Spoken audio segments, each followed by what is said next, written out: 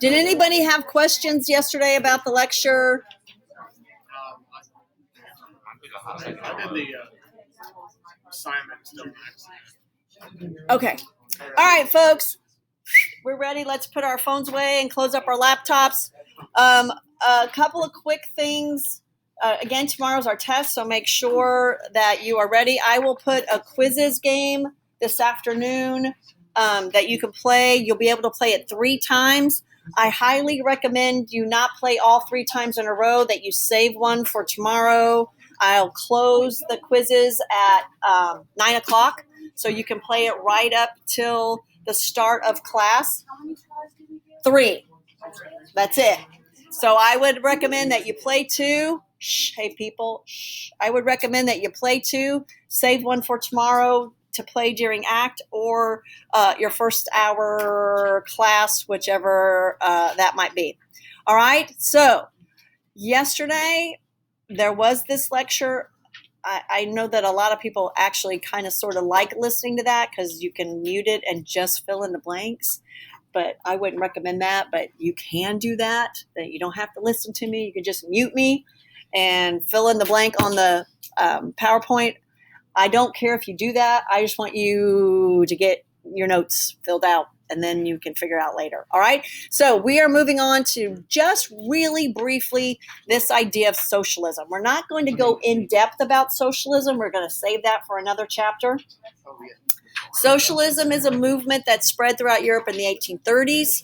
It held that wealth should be distributed equally to everyone. So wealth should be distributed. There shouldn't be some people that have all of it. Hey, people, shh. I'm having to talk too loud to talk over you. That's rude.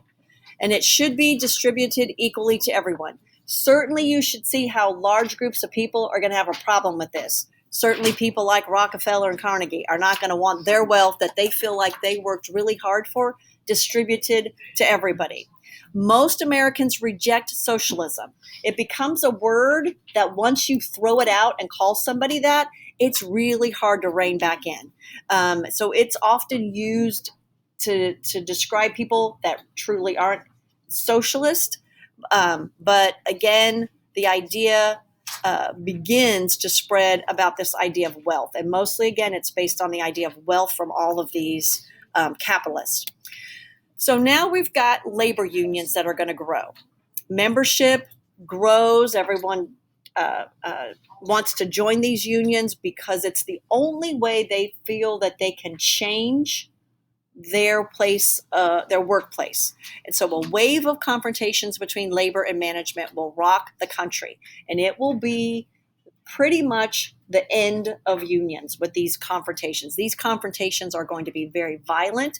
There's going to be loss of life as a result of these, and it will pretty much kill the labor movement. A major strike of railroad workers in 1877 resulted in the federal government sending troops.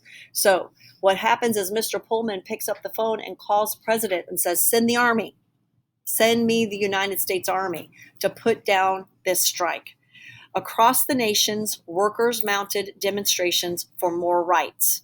And one of these protests in Chicago will turn violent. So we need to make sure that throughout this course, we make distinctions among the different classes of people currently in the United States that we're studying in 1877. We have the working class, and that working class is not like the working class that we typically think of in the United States now. Not people like pipe fitters or boilermakers. That's kind of what we think of the working class. They work, they make a good living, they go home. The working class in 1877 are the poor. They don't have skills. So the working class will be the groups that join these unions. The middle class will be the groups of people that see the results of this violence and say, we don't want you guys anywhere around us. And the first one's going to happen in Chicago. So in Chicago, thousands of workers gather to support an 8-hour workday. And hopefully as we go through what these unions want, you will see they're not asking for a lot. The first thing they want really is just 8 hours. Currently, they work 10 to 12 hours, which is a long shift if you work that 6 days a week. A work day is 6 days a week. Monday through Saturday.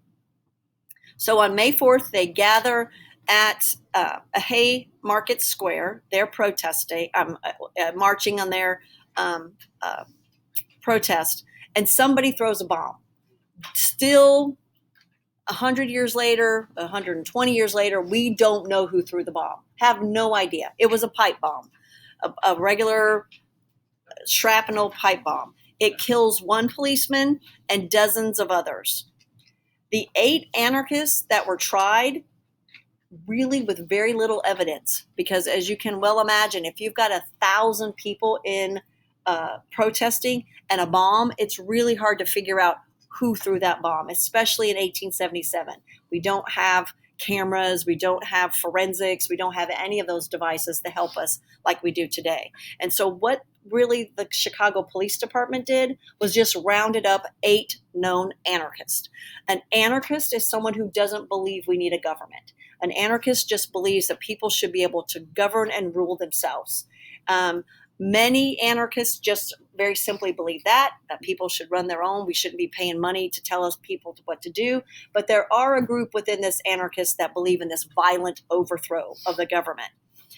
So in 1886, the Haymarket riot made Americans very wary of labor unions, especially employers. Employers say, I don't want you people in my workplace. I don't want you agitating my workers. I don't want you firing up my workers and having anything to do with protest that turn violent.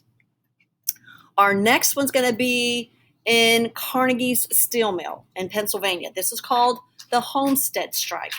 And so these workers take a different point or a different strategic point of view.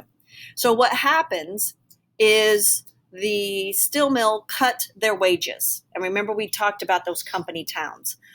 Carnegie's workers lived in his houses that he built, and they paid rent to him. He drops their wages, but doesn't reduce their rent. He drops their wages, but doesn't reduce the prices in his store. And so these workers get even further in debt. And so they go on strike, except they do the reverse of what typical strike is, where you march on a picket line. They did a lock-in, because they know that what Mr. Carnegie can do is just get other workers to come in and take their place. They're called scabs. That if they picketed on the outside, Carnegie would just bring new workers in. He could find them yesterday to work in his steel mill and still allow him a profit. So they say, aha, we'll beat you out this time. We're going to lock ourselves inside your steel mill so you can't use it. And that would work with someone who doesn't have a lot of money. And I'm going to use your dad again. So if your dad's workers lock themselves inside of your place of employment, and your dad could probably last for a while, but not long, he would have to negotiate because he would not be making money. Mr. Carnegie has how much money? Billions. Are they ever going to win that fight? They're never going to win it because he has so much money. So he, again, with prestige, calls in the Pinkertons. And the Pinkertons are this group of people, and now the Pinkertons are on just about every truck that delivers money, Pinkertons. But back then there were a separate agency. They're not affiliated with the government. They come roaring in one of those rivers, and they start killing people. They start shooting people. And you would think that would look bad on Mr. Carnegie and the Pinkertons, but it doesn't. It still looks bad on the workers for taking over someone's place of employment. And then it gets even worse for the unionist when an anarchist tries to shoot the guy who started all of this, and he gets really close to assassinating them. So the union has to call off the strikes, and unions continue to look really bad. Do any of you have family members in unions? If your mom's a teacher, or if any of them works for Boilermakers, pipe fitters. Yeah, Josie, I know your dad is a strong union member. Unions become a really powerful force in United States history, but it starts off really, really bad for them. 1 year later, Mr. Pullman also tries the same thing. He lays off his railroad workers, he cuts wages, he doesn't lower their rent, and this time it touches off the Pullman strike. So a Pullman car is a train car that's connected to a regular train, but is luxurious. If any of you have seen Will Smith's Wild Wild West, that train that he travels in, that big, nice car, the problem when you make luxury items for people that only a small group of people can afford, you have to be very deliberate in how many of those you make, right? So if I am in the business, if I'm Mr. Lamborghini, I'm not making 50,000 Lamborghinis a year because I would never sell them. There's not that many people that can afford Lamborghinis. So I have to be very diligent in my cost and how many I produce so that I can make a profit. Mr. Pullman just made and kept on making these cars and eventually runs out of people to buy them. These are luxurious cars. These train cars would rival probably everyone's house in here currently, unless you live in a mansion. Like, these train cars are fantastic. Crystal, gold, everything. So what happens as a result of the Pullman strike is it stops the mail. The mail is delivered on train. The mail is one thing that the United States government controls and is listed by and in the Constitution. The mail is a source and it should be protected by the government. And so that's what happens. Eugene V. Debs strikes. The government says you got to strike, you got to end it. They send him to jail. President Cleveland calls in the troops to end the strike since the mail was being affected. And so all of these strikes are violent and violent with loss of life, and all of them are ended violently. None of them end in any kind of arbitration, like let's sit down, let's talk across the table. I want this, you want this. Can we bargain to get something? They all end very violently, and the unions will pay the price for that.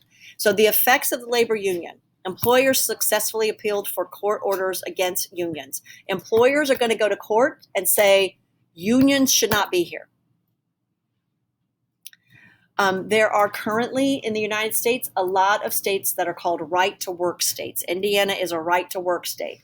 So there is not any place where you're employed that they require you to be part of the union. Some places it is very difficult to get hired if you're not union, and that again would be obviously union halls like carpenters, pipe fitters, boilermakers, all of those.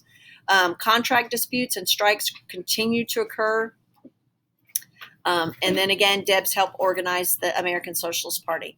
Debs is a socialist. He's going to run for president 4 times, and he will get lots of votes.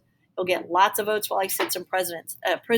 So this socialist movement is a faction. It's never big. It never, ever even comes close to looking like any other political parties. But it is an important movement within the labor movement.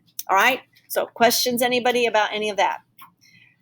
All right. So I do have, and again, I put it on there and I'm going to take the points off, but I do have a chart on Canvas about unions and who they are and the unions. If you want to do that just as a study to get ready for the test tomorrow, it's a very simple chart. You're just moving stuff over there. I am going to take it off as an assignment, and it's not going to be, but it's there to help you if you want to study. If any of you have any questions about the robber baron, let me make sure that I explain this, because I think I've had this question more than once. You are only dealing with those people as a group. So you don't individually have to tell me which one of those. You're dealing with them as a group. So you're choosing one side. And you are choosing either a robber baron or a captain of industry. And this is a persuasion paper. You're trying to persuade me to think like you think. So in a persuasion paper, you only include evidence that supports your side. Bless you. So for instance, if you were trying to argue an extension of your curfew, so let's say you want to stay out to the ungodly hour of 1 o'clock in the morning, which I don't know why anybody wants to stay out that late, but you are advocating to your parents, I would like to stay out till 1 o'clock in the morning. And you begin your argument by saying, look, I am a responsible I am always where I say I will be. I answer every text or phone call as soon as I get it. I've never been in any trouble. You know all of my friends and their parents. However, I do know after midnight that that's when most teens get in severe auto accidents, that there's a larger percentage that if I'm a female that I might be sexually assaulted. But hey, can't you just let me stay out till 1 o'clock? You would never do that, right? You would just stop at the positives. I, as a parent, would use the other ones, right? No, you're not staying out till 1 o'clock. After 1 o'clock, highest number of rate for car accidents. Females have a higher rate of being assaulted after midnight. You girls do all know that, correct? After midnight, the assault rate for females goes up exponentially. So be careful. So that would be my argument back to you, right? So please make sure, oh, I'm still recording that. I did not want that to